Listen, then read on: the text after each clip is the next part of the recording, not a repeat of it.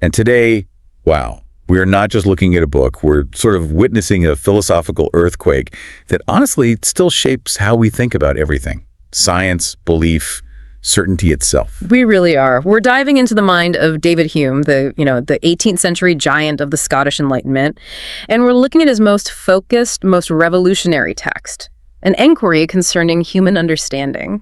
So if you are intellectually curious about the real foundations of knowledge, what we call epistemology, and where we draw the line between what we can actually know versus what we just believe, then this is for you. And this text is Hume's mature thought. It was published in 1748, and it's his sharp, authoritative revision of a much earlier, notoriously dense work, the A Treatise of Human Nature. Right, the treatise. I remember hearing he wasn't happy with how that one landed. Not at all. It was his passion project, but it just fell flat. He famously said it fell stillborn from the press. So the Enquiry is him saying, okay, let me try this again. Let me present my skepticism clearly, systematically, and without all the extra stuff. It's philosophy boiled down to its most potent form. Exactly. And the context here is it's everything. Hume is writing right after the scientific revolution. We have Copernicus, Galileo, and of course Isaac Newton, who basically defined the mechanics of the universe through observation. And Hume inherits that empirical tradition from John Locke, right? The whole idea that all knowledge starts with experience. He does, but he pushes it so much further, so much more ruthlessly. Hume's whole mission, which he lays out right at the start, is to introduce the experimental method into what he calls moral subjects. Meaning the human mind? The human mind, exactly. He wants to apply the rigor of Newtonian observation to how we think. He's trying to move philosophy away from abstract, dogmatic metaphysics. So away from the old Aristotelian stuff, but also the newer rationalists like Descartes. Yes, both. And ground it entirely in practical, observed knowledge. So our mission today is to follow him, section by section, and trace how he just systematically dismantles the rational foundations of knowledge, and then replaces them with something far more humble, but also, surprisingly, more robust. Custom and instinct. Let's get into it. So, section 1 of the different species of philosophy. Right. So Hume starts by classifying the different ways people try to understand the world. He lumps it all under moral philosophy, which for him just means the study of human nature. And he splits it into two main types. He does. The first is what he calls the easy and obvious philosophy. This sounds like stuff you'd actually want to read. Exactly. It's focused on practical life, on virtue, on conduct. It appeals directly to human feeling, to sentiment. Think of like great essayists, orators, maybe even modern self-help gurus. People using stories and examples to persuade you to be a better person. Right. He mentions figures like Cicero and Joseph Addison. It's popular, it's accessible philosophy that's meant to teach you how to act. Okay, so that's type 1. What's the other? The second type is the accurate and abstruse philosophy. And this one, it looks beyond just the superficial stuff. It aims for foundational principles. It's trying to discover the secret springs of how the mind actually works. And this is the difficult, unpopular stuff. Very. It's often abstract and certainly not winning any popularity contests. This is where he puts Descartes, Malebranche, Locke, the heavyweight theorist, trying to build these grand systems from the ground up. Now, in his day, that abstruse philosophy was kind of looked down on, right? Yeah. Seen as too speculative. But Hume actually defends it. He does. He argues that it's absolutely necessary. Why? I mean, why couldn't we just stick to the easy, practical stuff? Because if the foundation is rotten, the easy philosophy you build on top of it is eventually going to fail. Hume argues that, yeah, the goal is a mental geography, a kind of systematic description of the mind's behavior, but you can only get there by first understanding the underlying principle. So it's like he wants to be the Isaac Newton of the mind. That is the perfect analogy. He wants to discover the laws that govern the mind's motion, just like Newton discovered the laws governing planetary motion. And this isn't just an academic game for him. There's a real practical application to this. A profound one. He believes that if we don't clearly define the nature and, crucially, the limits of human understanding, we leave the door wide open for all sorts of corrupted doctrines. So this is his attack on superstition and bad metaphysics. Exactly. Hume saw a huge danger in systems of thought, especially abstract ones like traditional theology or dogmatic metaphysics that didn't have any empirical grounding. These adulterate doctrines, as he calls them, they flourish when they're promoted by people who have too sensible an interest in keeping them going. People who benefit from it, basically. Yeah. Priests, academic charlatans. Right, people who profit from complexity and fear.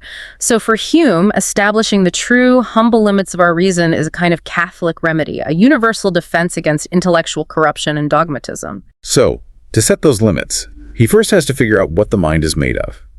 And that brings us to section 2 of the origin of ideas. This is where he lays down his core principle. This is it, the copy principle. Hume divides all the perceptions of the mind into 2 classes, and the only thing that distinguishes them is their force and vivacity. Okay, so on one side you have impressions. Yes, these are the strong, vivid perceptions. Your immediate sensations, feelings, passions. You put your hand on a hot stove, that immediate, searing, painful sensation, that's an impression. Maximum force and vivacity. Got it. And on the other side? On the other side are ideas, and these are just the faint copies of impressions, our thoughts, our memories, the things we imagine. So later, when you're sitting and you recall the image and the pain of that stove, that memory is an idea. And it's never as strong as the real thing. Never. He says the most lively thought is still inferior to the dullest sensation. So the rule, the copy principle, is simple, but it's also incredibly radical. All ideas are derived from antecedent impressions. You can't have a thought in your mind that didn't start, in some way, as a sensation or a feeling. And he gives 2 proofs for this. The first is a kind of decomposition argument. You can take the most complex, abstract-seeming idea, say, the idea of God as being infinitely wise and powerful. No. When you really analyze it, he says it always breaks down into simple ideas you copied from past impressions. Wisdom, which you've observed in yourself or others. Power, which you've seen in the world. You just take those impressions and augment them, recombine them in your imagination. So you can imagine a golden mountain, but only because you've seen gold and you've seen a mountain. Precisely. You can't imagine a fundamentally new color you've never seen before. Which leads to his second proof, the necessity of sensation. If a man is born blind, he can't form an idea of color. If he's deaf, he can't form an idea of sound. Experience is the absolute prerequisite for thought. Absolutely. And this copy principle is the philosophical tool he's going to use to clear out all the abstract nonsense. But then he does something really interesting. He immediately introduces a possible exception. The missing shade of blue. The missing shade of blue. It's this famous thought experiment. He says, imagine a person has seen every single shade of blue except for one specific intermediate shade.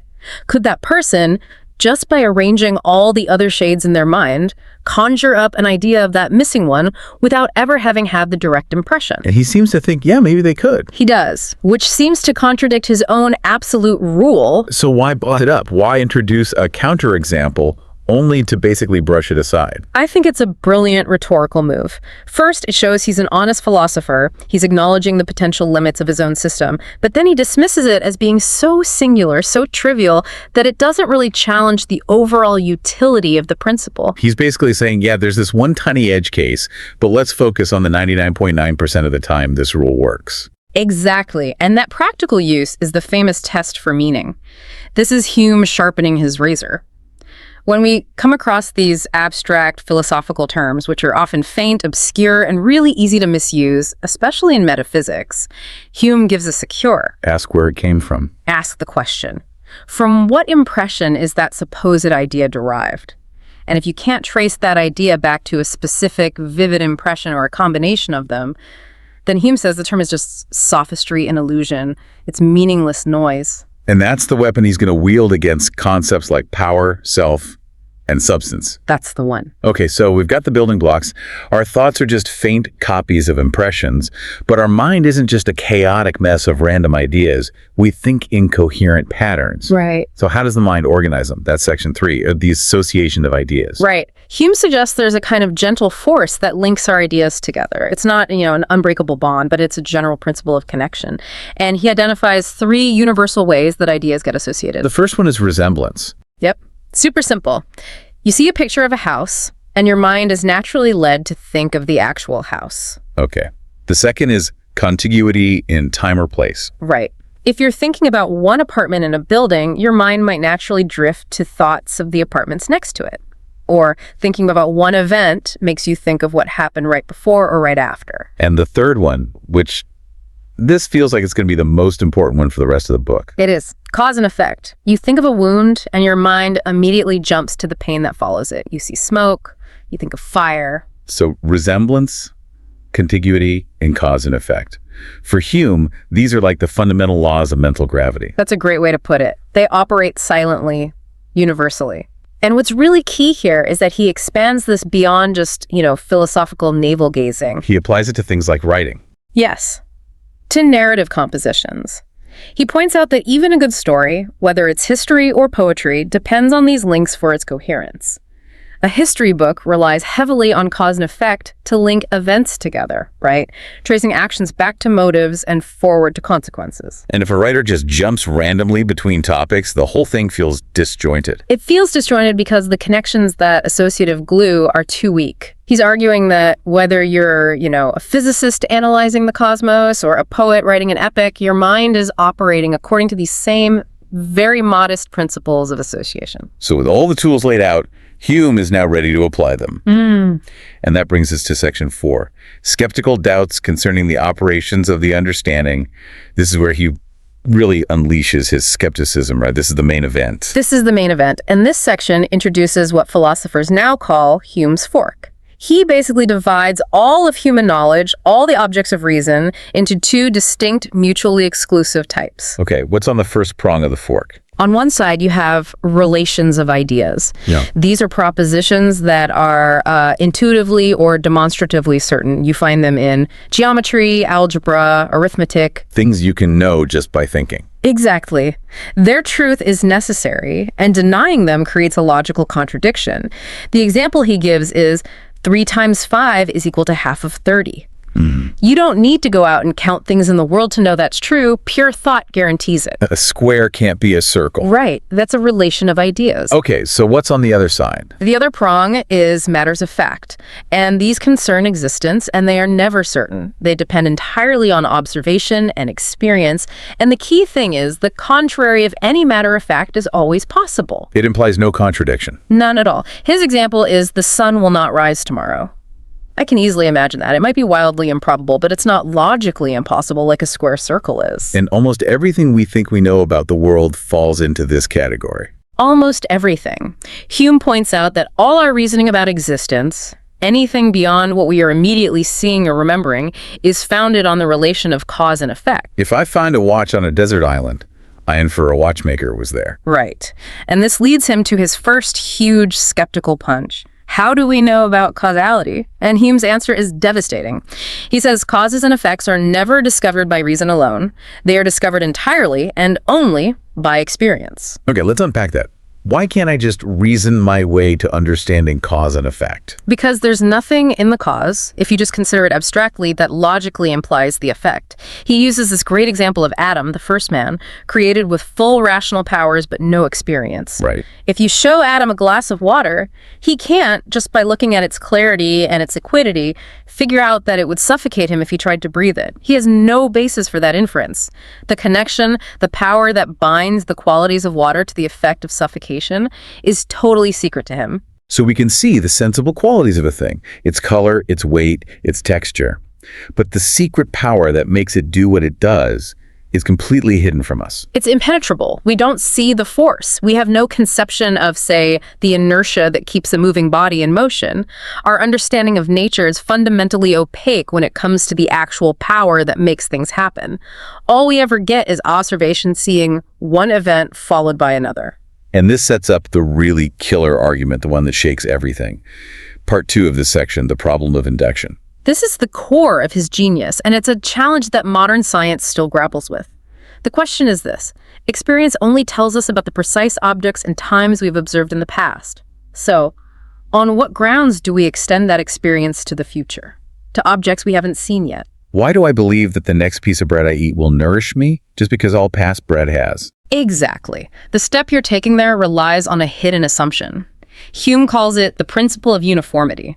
The belief that the future will resemble the past, that, sensible qualities will always be attended with, secret powers. And Hume's question is, what argument supports that belief? And he shows that no rational argument can. Let's break that down. Why can't a demonstrative argument, a logical proof, support it? Because the course of nature could change without any logical contradiction. The world is contingent. We can clearly and distinctly conceive that the next piece of bread we eat might poison us. We can imagine snow that feels hot or tastes salty. Since the contrary is always conceivable, the proposition, the future will resemble the past, can't be a logical certainty. It's not a relation of ideas. Okay, so pure reason is out. What about probable arguments? Arguments from experience itself. Can't they just say, well, the future has always resembled the past before, so it probably will again? And that's where the circularity gets you. If you try to use past experience to justify your belief in the uniformity of nature, you are already assuming the very thing you're trying to prove. You're begging the question. Massively. The argument is the future will be uniform because, in my past experience, the future was always uniform. That premise itself relies on induction. It's a philosophically useless circle. Wow. So that's a paralyzing conclusion. Right. He's basically shown that the inductive leap we make every second of every day from past to future is completely non-rational. It's a step the mind takes that is not supported by any argument or process of the understanding. And if induction is unjustified, the foundation of all factual knowledge and really all of modern science is just resting on nothing. So if reason can't justify our most fundamental beliefs about the world, we should all just be paralyzed by doubt, right? We're not. We're not. And Hume acknowledges this. He says nature is always stronger than philosophy. Since this inductive leap is absolutely vital for our survival and reason can't provide the foundation for it, it must be produced by some other non-rational principle, a principle of equal weight and authority. Which brings us to section 5, skeptical solution of these doubts. And that principle is custom or habit. Custom is the great guide of human life. It's not reason. He defines it like this. Wherever the repetition of any particular act or operation produces a propensity to renew the same act or operation without being impelled by any reasoning.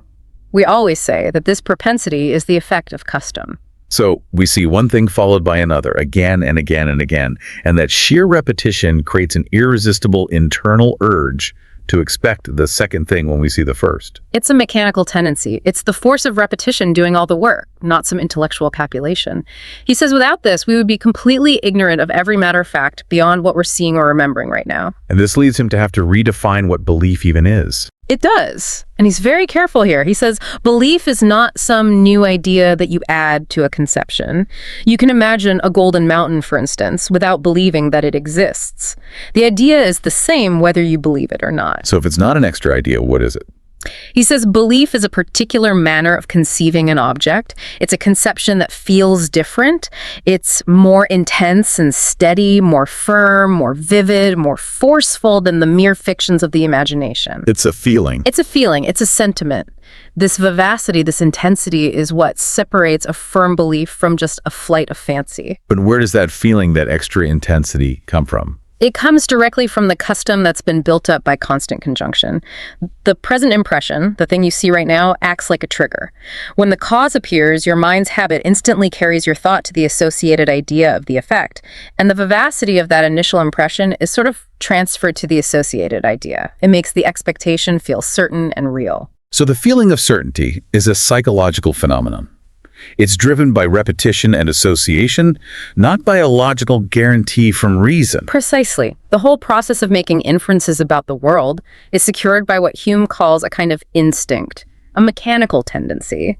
It's a built-in mechanism that's infallible in its operation. It works in babies, and it's totally independent of the labored deductions of the understanding. It's like nature has hardwired this into us for survival. Exactly. He says nature secured this vital act by instinct, just as she taught us how to use our limbs without giving us any knowledge of the muscles and nerves that make them move. And that's why it's a skeptical solution. The skepticism is still there. Reason can't justify induction.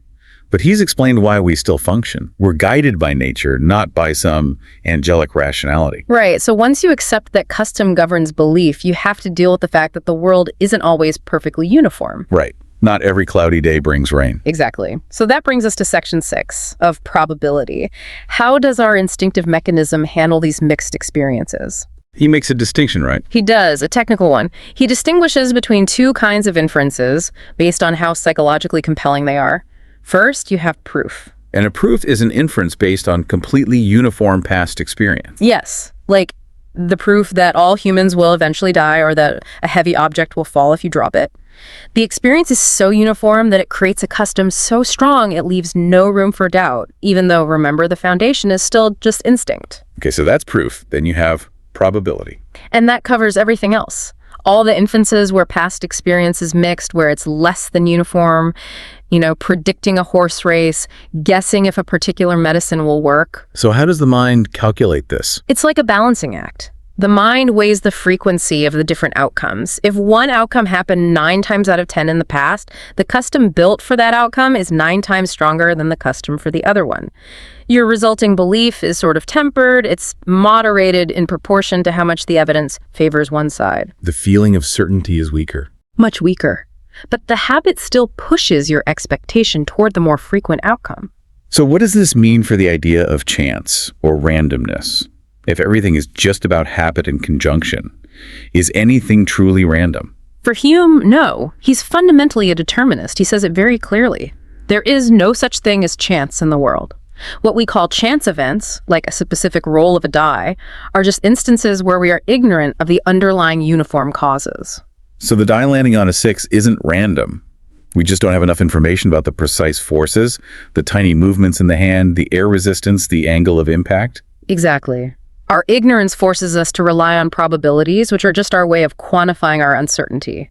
But the underlying chain of cause and effect is still, for Hume, uniform and necessary. The concept of chance is just a label we put on our own incomplete knowledge.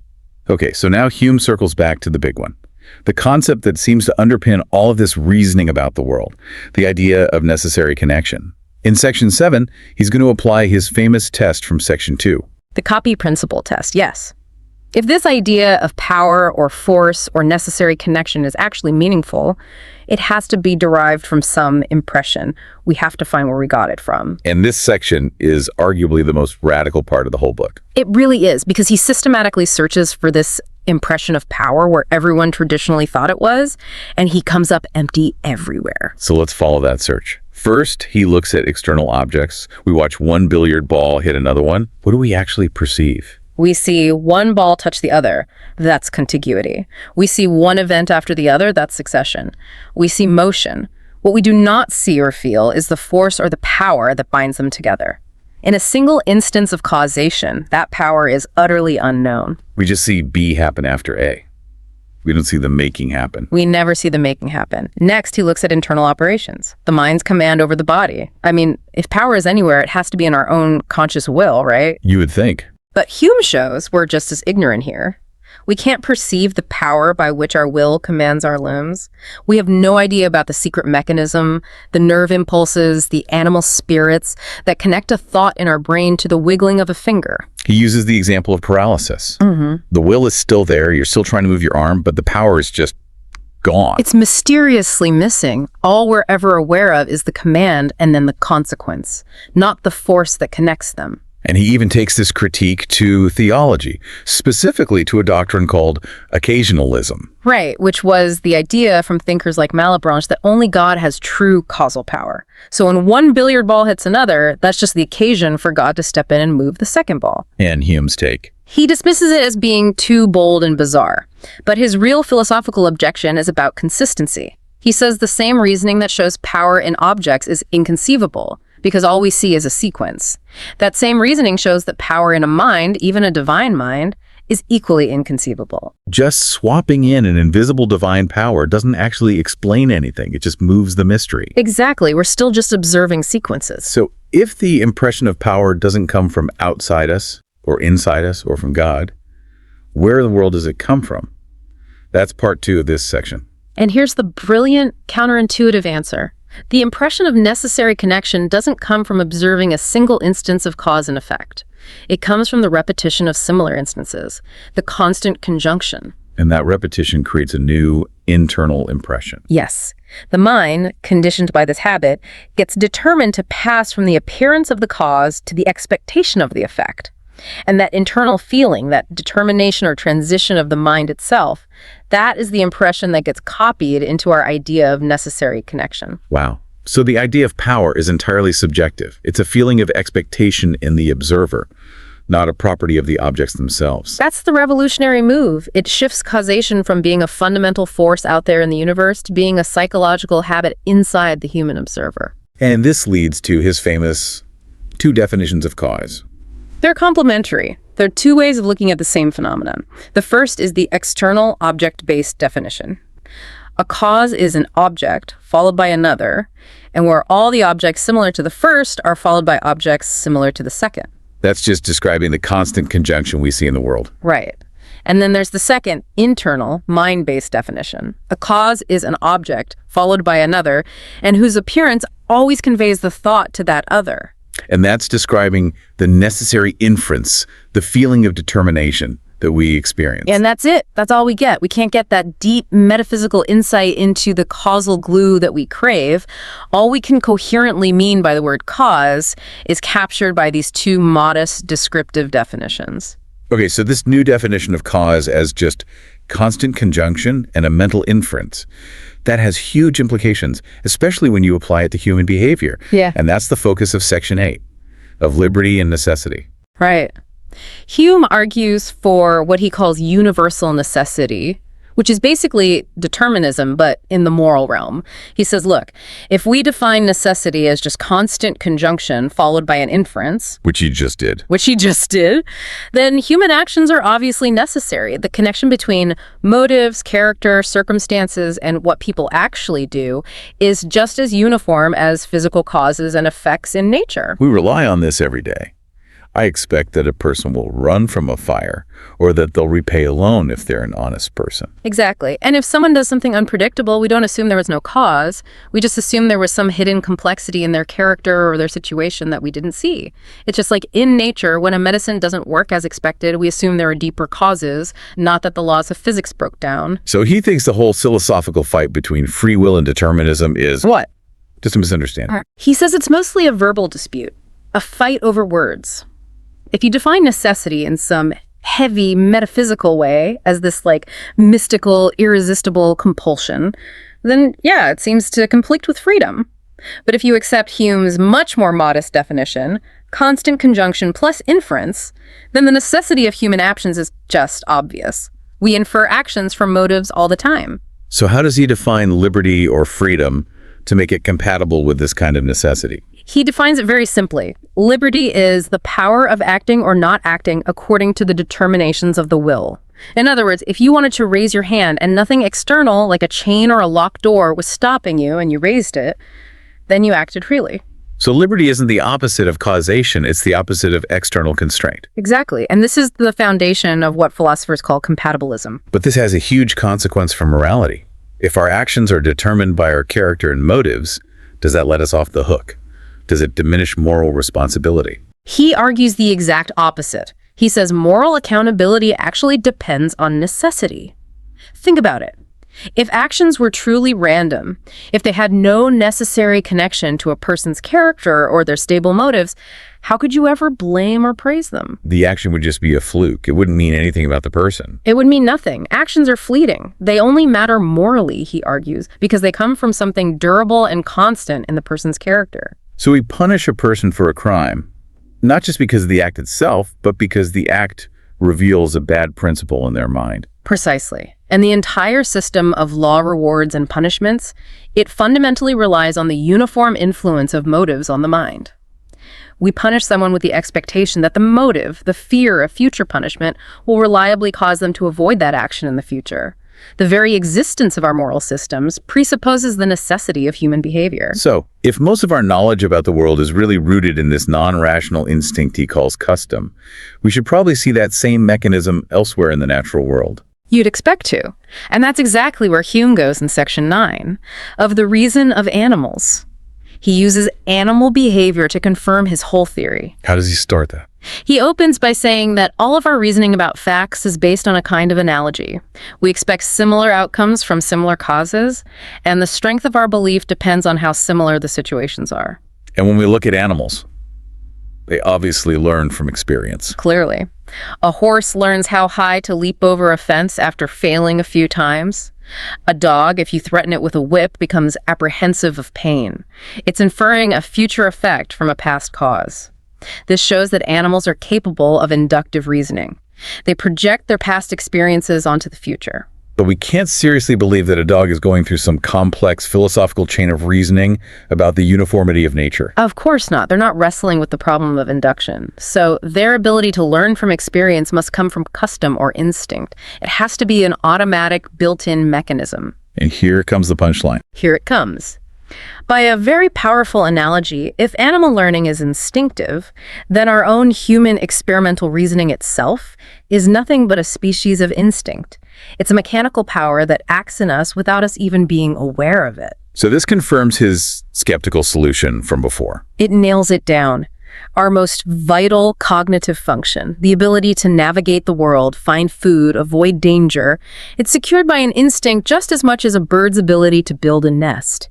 It's a fact of nature, and it's totally independent of our more advanced and, as he's shown, more fallible intellectual faculties. Okay, so Hume has built this very rigorous standard for evidence, right? It's all based on uniform experience and custom.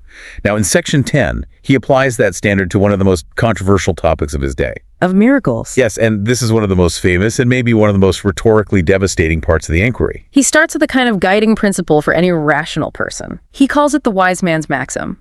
A wise man proportions his belief to the evidence. Simple enough. Since all our beliefs about facts depend on balancing observations, we should only give our confidence in proportion to which side has more evidence. And he sets up a battle. Testimony versus uniform experience. Right. Human testimony is a form of evidence, but its reliability is founded only on our experience of it being true, which, as we know, is not always the case. People can be mistaken or they can lie. A miracle, on the other hand, is by its very definition a violation of the laws of nature. And the laws of nature are established by Firm and unalterable experience. The fact that dead men don't come back to life, or that lead can't just hang in the air by itself, this uniform experience provides a direct and full proof against the existence of any miracle. So when we hear a miracle story, we're weighing two things. The testimony of some people, which is sometimes false, against the constant, unvarying experience of nature, which has never once failed. And that leads him to his general maxim concerning miracles. No testimony is ever sufficient to establish a miracle unless the testimony is of such a kind that its falsehood would be more miraculous than the event it's trying to establish. So you have to choose the lesser miracle. Right. Is it more likely that the laws of nature were suspended, or that some people, for some reason, were mistaken or lying? And for Hume, the deception is almost always the lesser and therefore more probable miracle. And then he just drives the point home by introducing 4 factors that specifically undermine testimony for religious miracles. What's the first one? First, he argues that there's generally a lack of sufficient witnesses, particularly witnesses of unquestioned good sense, education, and learning. Miracle stories rarely come from the most careful, skeptical observers. Second, he notes the basic human psychological tendency to love the extraordinary and the marvelous, especially when it's mixed with religion. He uses this great Latin phrase, avidum genus auricularum, eager little ears, to describe how uncritically people swallow amazing stories. The passion of surprise and wonder, he says, is an agreeable emotion, so people just indulge in it. Third, he points out that these stories tend to come from a certain kind of place. Yes, they originate among ignorant and barbarous people. He cites a specific case of a charlatan named Alexander the False Prophet, who started his career in a remote, simple-minded region because the people there were the easiest to fool. Civilization and skepticism, Hume implies, are the cure for these claims. And the fourth point feels like the most logically damaging. It is. He says that all religious miracles are mutually destructive. Since different religions, Christianity, Islam, Hinduism, have contrary doctrines, any miracle that supports one of them automatically serves to overthrow all the others. The evidence is contradictory. The miracle of one religion cancels out the miracle of another. The total force of all these contradictory testimonies just adds up to 0. So his conclusion is absolutely scorching. It is. He says no testimony for any popular religion has ever amounted to a probability, let alone a proof. And he ends with this zinger, that belief in Christianity must require a continued miracle in the believer's own person, a miracle which subverts all the principles of his understanding and gives him a determination to believe what is most contrary to custom and experience. So faith, for Hume, is a complete defiance of reason and custom. That's his take. So after miracles, Hume extends this critique of non-empirical claims in section 11, and he goes after a really big target, the argument from design. Yeah, this was and still is a hugely influential argument. It's the idea of natural theology trying to prove God's attributes by looking at the order of the universe. To make his point, Hume frames this whole section as a kind of dialogue, putting his own critique in the mouth of the ancient philosopher Epicurus. So what's the core argument he's attacking? The design argument. The classic argument, which is represented by a character named Cleanthes, is the famous analogy. The universe is like a great machine, its parts all adjusted with amazing accuracy. It resembles things that humans design.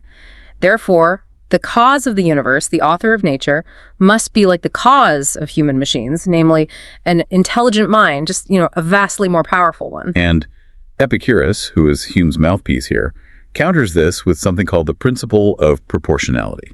This is the key. What? This is the philosophical straitjacket derived from his empiricism.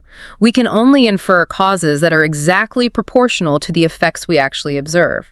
We argue from the effect, the world as we see it, to the cause, the divine being. And the big no-no is that once you've inferred that cause, you can't then argue back from your idea of the cause to draw new conclusions about the world. Precisely. For instance, you see the world which is full of injustice. You infer a creator. You cannot then say, well, the creator I inferred must be perfectly just, therefore there must be an afterlife to balance the scales. He says that's like aiding the ascent of reason with the wings of imagination.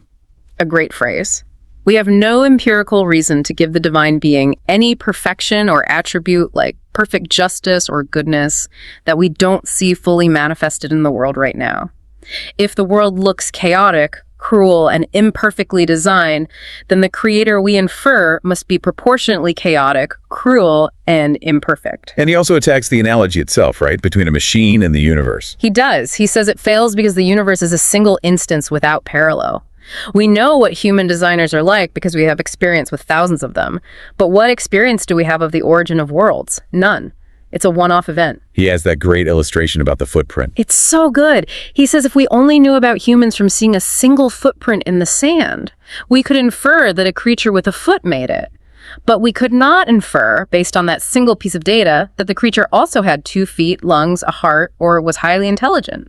The universe is that single footprint. You can't infer an infinite perfect cause from a finite imperfect effect. And for all we know, matter itself might contain the source of its own order. We can't rule it out a priori. And the practical takeaway from all this is profound. The religious hypothesis, the argument from design, is purely speculative. It can't tell us anything new. It can't get us beyond our normal experience. No new facts, no specific rewards or punishments can be inferred from it. It's philosophically barren. Okay, so after all of that demolishing reason, elevating instinct, critiquing miracles and design, Hume uses his final section, section 12, of the academical or skeptical philosophy to finally define his own moderate position. Right. He needs to clarify what kind of skepticism he's actually advocating for, and he starts by rejecting the extreme versions. Like the skepticism antecedent to study, the kind made famous by Descartes. Exactly. Descartes' method of just sweeping away all your previous beliefs to find one absolutely certain foundation. Hume thinks that's futile. He argues it's impossible to ever really emerge from that kind of radical doubt to achieve any practical certainty. He's much more for a moderate caution and modesty from the start. So then he moves on to the kind of skepticism that arises after you do philosophy, the skepticism consequent to science and inquiry. And this kind of skepticism challenges everything, both our senses and our reason. How does it challenge the senses? Well, philosophy quickly destroys our natural, instinctual belief in a constant external world. For example, an object looks smaller as you walk away from it, but our instinct tells us the real object isn't actually shrinking. So philosophers try to solve that with theories like representative realism, the idea that we only perceive our own ideas, which represent external objects. Right. But Hume shows that's a groundless solution. Because we are only ever directly aware of our own perceptions, we could never observe the constant conjunction between our internal perception and the external unperceived object it's supposed to represent. It fails his own test. We have no impression of that connection. None. The idea is meaningless. And worse, if you try to strip matter of all its qualities, all you're left with is a certain unknown, inexplicable something, which is just incoherent. Okay, so the senses are shaky. What about reason itself? He revisits his own arguments. First, abstract reasoning, like mathematics, gets challenged by weird paradoxes of infinite divisibility. The concepts just throw reason into amazement and suspense. And second, factual reasoning, or induction, is challenged by his big discovery from section 4. Right. The fact that we have no rational argument to believe the future will resemble the past, this objection, he admits, seems like an ample matter of triumph for the total skeptic. So he doesn't want to be a total skeptic. He doesn't. And this is where he draws his crucial distinction between two kinds of skepticism. The first is excessive skepticism or Pyrrhonism, a total denial of all belief and all judgment. Which he thinks is ridiculous. Completely unsustainable. He says the great subverter of Pyrrhonism is action and employment and the occupations of common life. Nature is always too strong for principle. This philosophy just vanishes like smoke the second the skeptic leaves his study and has to decide whether to walk out the door or the window. It's practically useless. So what he champions instead is academic or mitigated skepticism. This is his final practical conclusion. It is. Mitigated skepticism does two things. First, it promotes caution, modesty, and diffidence in our conclusions. But more importantly, it imposes a rigorous limitation of our inquiries. We have to restrict our studies to subjects that are actually best adapted to the narrow capacity of human understanding. Stick to common life, daily practice, and observable experience. That's it. This is basically the founding philosophy of modern empirical science. Focus on describing phenomena, observing constant conjunctions, calculating probabilities, and just accept that the underlying essence or ultimate cause is beyond our reach. We have to avoid these big, speculative subjects like the origin of worlds or the essence of the soul. Because they just exceed all human reason. They do. And this limitation, which validates observation and measurement while rejecting speculation, leads to his famous, unforgettable final challenge to traditional metaphysics. The final culling. The bonfire. The bonfire. Right. Based on all the principles he's laid out, he gives this final scorching prescription. If we take in our hand any volume of divinity or school metaphysics, for instance, let us ask, does it contain any abstract reasoning concerning quantity or number? No. Does it contain any experimental reasoning concerning matter of fact and existence? No.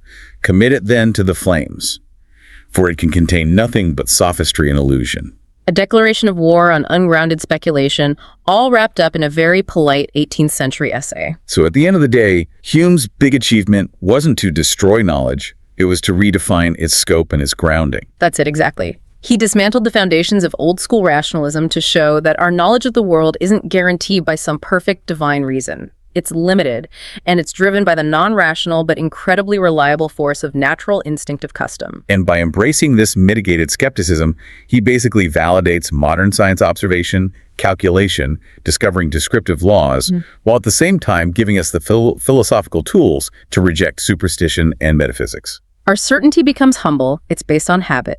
But because that habit is constant and universal, it's also surprisingly powerful. And that leaves us with this radical insight that is still so relevant today. Hume showed that belief, even in something as certain as gravity or the sun rising tomorrow, isn't rooted in a logical proof.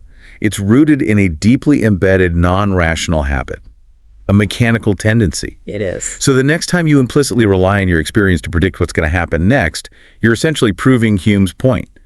You're not operating as an angelic rationalist who has deduced the future. You're operating as a well-trained, highly intelligent animal responding to the irresistible force of custom. A profound and humbling thought on which to end our exploration of human understanding. Thank you so much for joining us for this deep dive.